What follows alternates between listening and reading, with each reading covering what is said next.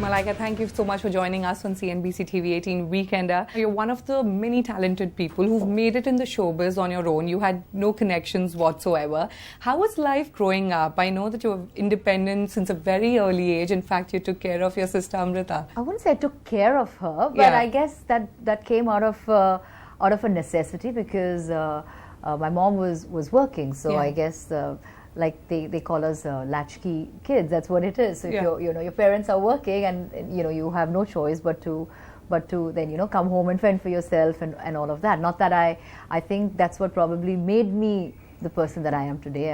I feel I can take on any situation. I think I am very independent, so to speak. How was life growing up? Was it tough? Was it like a normal, I think you were staying in suburban Thane, right? I was born and brought up, I schooled in Thane, and I then moved later to Chembur and finished my final schooling over there. But like you said, a typical middle class family with working parents and, as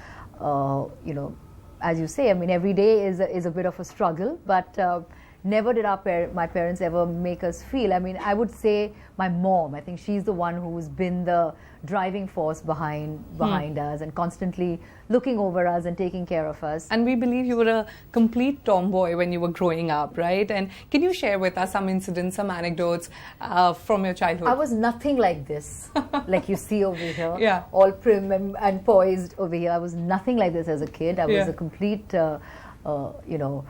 paradox of what I am today. So yes, extremely tomboyish, would fight with all the boys, would beat them up if they said anything, God forbid if they said anything to me or my sister, that was the end. So and I liked it because I felt that was my way of, it was my shield, it was my way of protecting myself from the rest of the world. So I guess that's probably why I felt that I needed to be a little tomboyish. And my dad used to always say that because I am the firstborn, so he used to always make me feel like, ladka hai ghar ka. So that's boy. Probably where it came from. You started your dance training very early. You were, I think, 4 years old. You learned ballet and Bharatanatyam.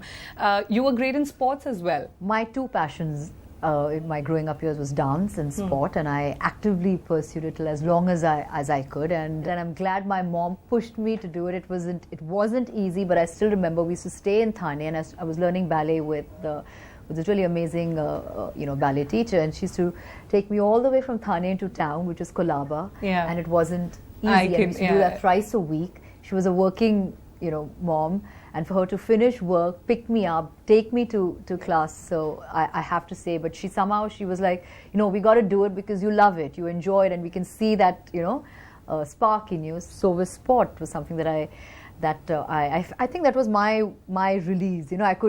When I would run, when I was on the field over there, it would just, I forgot the rest of the world. It would just be me and that field and that time of, running space over there. It would just liberate me completely, and I loved it. Tell me, how did that first modeling assignment happen? Was it by chance? Was it something that intrigued you from the very beginning? They were looking for a society cover girl, and Suresh Natarajan was doing this whole feature, and he met me at a shoot and shot a couple of pictures, and then we did a whole feature, and they launched me as the cover face for society. And I believe that was by chance, right? You were not auditioning it, or no? My sister was shooting for an ad actually. She was doing some ad and shooting with Suresh Natarajan, and I went by there to pick her up, or just to see how things were going, and then he said, let me click a few pictures of yours. And I was like, okay, cool, no problem. And he clicked a few pictures and he showed it to the editor then. And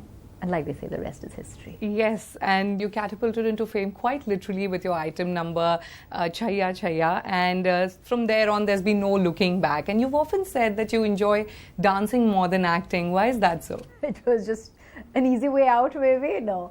I've always loved dancing. Dancing is my passion. Dancing is something I've done forever. Never enjoyed the acting part of it. It just never attracted me. But it just never, like how every time you talk to somebody who's in the business, who's acting, you can see they live, breathe, eat, sleep, acting. I never felt like that. It just didn't motivate me. It didn't excite me. It did none of the above. So, and somehow I just found it a little too not my cup of tea. Malaika, an actor's life is mired with controversies. People write negative things and reviews about you, and also often get into your personal space. How do you react to this?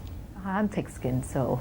Well, sometimes it does. Sometimes it bothers me. Sometimes it gets to me. I'm not really somebody who sits and clarifies. You'll never really ever hear me clarifying things. Or maybe that's probably why my silence is probably taken for granted. But I guess with time, you just kind of learn to deal with things. You just kind of, like I said, you become thick-skinned. You kind of overlook a lot of it. You hear it from here and it's out there. So tell me, Malaika, what made you turn an entrepreneur? Again, was it something that you thought you will be, or it was just a gradual process that, you've done so many things, now what's next? Well, it's always what next. I think that's pretty much part of all of us, who work in this business, and so is everybody else. What next? And I think the opportunity came my way.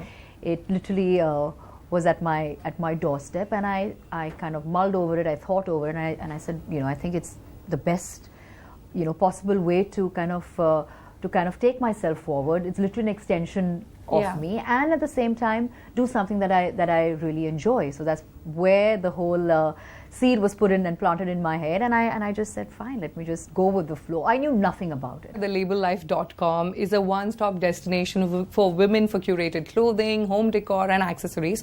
While you take care of the clothing aspect, Suzanne Khan is the editor for home decor, and Bipasha Basu for accessories.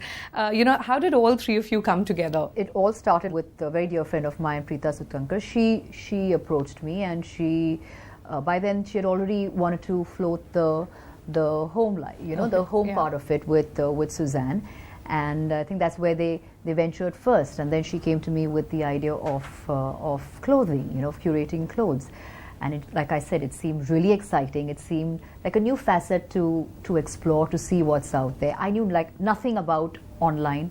For me, getting online and doing anything online was like a big bad world for me. I was like, what the hell am I supposed to be doing? She sat me down, she spoke to me, she ran me through the whole thing. I spoke to everybody that I could, just trying to gather information, read up on stuff, and it kind of made sense to me. And I think she's got a great choice of three wonderfully headstrong women, talented, and who know what they want and what they want to get out of life. And I'm really glad that she managed to get this group together, and each one of us has a very dedicated design way of how we want to go forward, what we want to do, where she sees each one of us positions, and each one of us, that's our forte, and I think that's where they're tapping, and that's what works for the label life. What would you say is the venture's USP? Because like you said, we have so many brands online doing home decor or clothing and even accessories. So what sets the label life apart? Our USP, like we talk about, is basically elevating essentials, and by that what I mean is, if you're looking for that one white shirt, then you've come to the right place. We'll give you that one white shirt, and what we're trying to do is we're basically attempting to kill any kind of overchoice. So that anywhere else you go, you're looking for a white shirt, there are 30,000 white shirts. We eliminate that process for you. We make it simple, we make it easy for you. Take us through your collection, the closet label, What do you keep in mind while you're designing these clothes? For me, I believe in essentials. I think you should have those essentials in your wardrobe before you try to experiment and try to have 8 million other things. So for me, whether you have a great white shirt, you have a maxi dress, you have a wrap dress, or you have the perfect skirt, you got to have the perfect essentials in your wardrobe, which is what we are striving to do. And of course, you accessorize it right, you style it right, all of that eventually falls into place. We have a great price factor, which is very, very, very good. We are anything between 1,000 to 3,000 rupees. That's quite economical. Which is very economical. Anybody can afford it. A college student can afford it. A housewife, a working class person. So everybody can afford it. So you're targeting everybody. Who's your target audience? Somewhere between the age of 25 to 45. So anybody and everybody can afford. Is the venture profitable today? It's been 3 years. Have you broken even? Can you take us through the revenue numbers? We've definitely grown abundantly. I mean, in 4 times we've grown. We do about 500 orders or more a day, which is huge. I can comfortably say that we're one of the fastest growing, startups right now. You guys definitely have seemed to have cracked the winning formula, as your sales have grown up by 40% from last year. You also have 45% repeat customers. And you've also started working with larger portals like Myntra and all of that. So how are you finding the online space to be? Like you said, it's new for you, but how exciting is this space? Very exciting. I'm still learning. Still some of the things baffle me, but like you said, the numbers are there. People like Myntra and stuff like that, yes, we tied up. Of course, we have just a part of our collection that we showcase with Myntra, that you can go and buy from Myntra, but the rest is all available at the label live. Malaika, you're not just curating styles, you're also acting as a personal stylist, Take us through that. You have a Twitter feature, Ask Malaika. What are the common questions that women ask you? I think firstly it's wonderful where you can actually have that space. It's very, because normally we have customer care service. I mean, that happens everywhere, with any online space. But this is a more one-on-one interactive thing that you can actually do. And the most commonly asked questions are, how do I wear this with that? Does a white shirt work with this? Or can I, when I go to office, do I look, what can I wear? Should I wear accessories with this? Should I overstyle it or understyle? The typical normal questions that any girl would ask. And I think it's really endearing. It's really wonderful, because then you kind of know where we need to concentrate on, what we need to concentrate on. Maybe this is the areas that, that women keep going back to. So I think those questions also help us get to know our business better and act better on it. So can you tell me some quick fixes for working women, especially where we don't have time, we just get up, run to office? What is that we must have? See, we've got a whole bunch of clothing where we cater to workwear. So whether it's a wrap dress or a maxi dress, I think, or whether you style pants with a shirt, or even the skirt with a cami that I'm wearing, you just throw a jacket over it. So you go literally from office to, and that's what we keep telling our customers. You can actually dress from office to play later. So you can throw on a jacket or take off the jacket and be ready to go out at night. So you, like, the way you're dressed right now is just is perfect. It's perfect office wear. Yeah. Now you, Suzanne and Bipash, all three of you curate for the label Life. How does the dynamics between the three of you work?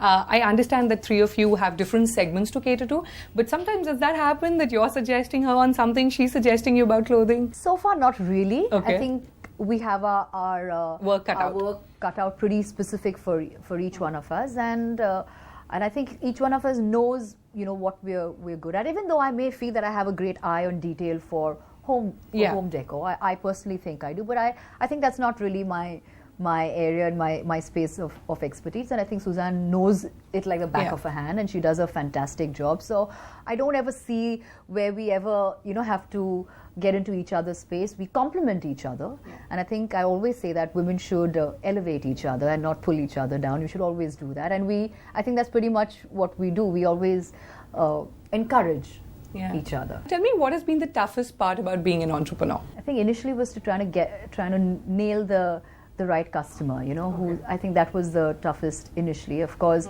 everybody has a different take on that. I'm sure if you ask Preeta, she would say something else. She would say trying to stay afloat is always the toughest part. Fending off competition is always the toughest part. Like initially we thought, certain things like sleepwear, initially we were like, that would fly off, but it didn't fly off. It took a while, and I still remember saying, we should do swimwear because we don't get great swimwear in this country. Nobody makes great, and everybody's shy about buying the right kind of swimwear. And we pushed that, and it took a while. It took a long time, but then eventually we saw people really started liking it. So we learned from our mistakes, and I think that's the only way you can move forward, when you learn from your mistakes. Malaika, you've done a lot of reality shows. You've been judges on Jhalak Dikhla Ja and India's Got Talent. What turned you to reality shows? What interested you there? Television interests me. So whether it's fiction, non-fiction, I love all parts of television. That's where I started out. So for me, yes, reality, I think, I guess it's at a stage where everybody was so intrigued by reality, just started picking up. Everyone has a little bit of that voyeuristic, or, let's find out more. So everybody is interested in reality. And I love the aspect, like shows like whether I do an India's Got Talent, you see talent from all over the world. You see different kinds of talent. You're not restricting talent to just just a singing or just a dancing. You see all kinds. I can be myself. And I think also largely there was always this perception of being just this, glamorous and unattainable. One tends to have that. I think television kind of broke that ice. It broke that myth. I somehow came across far more approachable, far more relatable. The more real Malaika that we can relate to. That really helped, and I liked it because I felt I could be on television, laugh, joke, say something. And people saw the real me. It was not just me being this fashion diva, so to speak, and I like that about television. So you're a producer, actor, dancer, model, VJ, judge, and then a doting mother. How do you balance work and play? It's tough doing so many roles, giving time to your son. How do you manage all of that? If you look around, most of the women around are doing just the same, so I'm no different. For us, it's more because it's in the limelight, it's been written about, but women around are doing just the same. They're working, they've got kids, they've got families, they're running a household, they're doing every damn thing. So it's just that nobody notices it because nobody's writing about it. That's the only difference. And I always say that's how women were made. That's how God, made us. We're engineered to multitask. We'll do it till our dying day. We're very good at it, and we make no bones about it. If you enjoy everything, what you're doing, it's nothing is a chore, nothing is cumbersome. It's all something you enjoy. I enjoy going to work. I enjoy being at home with my kid, going to his school, being part of his football matches. I enjoy my time at home with my friends, cooking for them. So I enjoy each one of it. Nothing is a chore for me. And I think if you do that, it just translates. It's now time for the quick rapid fire. Brace yourself. Yes, I'm ready. All right, then here we go. One habit which makes you more productive. Sleeping early. All right. One habit you wish to change in yourself. My short temper. Okay. If you get a chance to start your career again, what would you do differently this time? I'd finish my education first and then... Okay. All right. Your style mantra. Keep it simple. Fitness tip. Whenever you have that time, go and work out. Your comfort food. Rice. A quote that inspires you the most. Live life queen size. An app that you're addicted to. Instagram. All right. Your most expensive indulgence till date. My home. Favorite travel destination. It's like a joke. I need to flip the globe and see where my finger goes. I want to go there. All right. My final question: if an autobiography were being written about you, what would it be called? Well, since my friend and my business partner and my guide told me that she would write my autobiography, she says she would call it, I don't know how she does it. I don't know how she does it. Well, Malaika, you did pretty well. Now you're in Bollywood's best-known BFF quartet, the Kapoor and the Khan sisters. You guys... Say Kapoor and Arora, which, right. I think we just consider even her kids are confused. Because everybody is like, they keep saying, Mama, we're Ladakh. Everybody thinks we're Khan. All right, Kapoor and Arora. But what do you have to say about this friendship bond in an industry where we have very few and in such a competitive space? How have you guys managed to have this bond for so many years? Because we bond over food. We bond over travel. We bond over fashion. We don't bond over work, as in what work are you doing or what work am I doing. We don't step on each other's toes. We keep it simple, easy, and just a lot of fun. So that's how we bond. Getting back to business, Malaika, what other areas excite you? Besides clothing, is there anything else that you're thinking right now for the future? I think production excites me.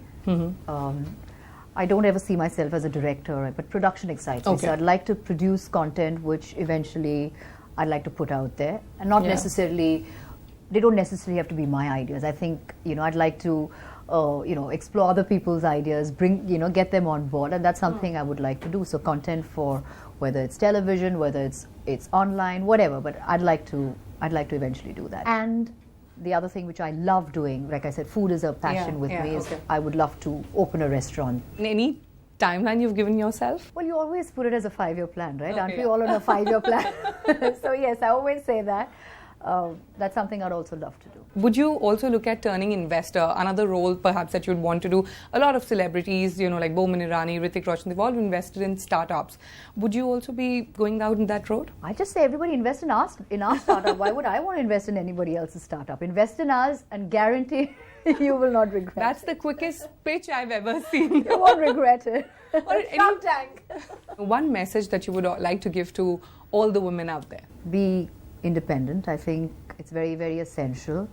whatever it may be, in whatever aspect, just be independent. I think that's what really keeps you going, and you don't have to. And I don't believe in this, this whole thing on liberating this. And Yeah. I don't. Yeah. I feel just take it easy. Just take each day at a time. Independence is something that you should possess. You should protect. You have to. It's something that you have to hold very close to your heart. Yeah. Independent women drive me. Independent women, make me want to be a better person. So that's the only way I see for women forward. All right, Malaika, thank you so much for your time. It was a pleasure talking to you. Thank you.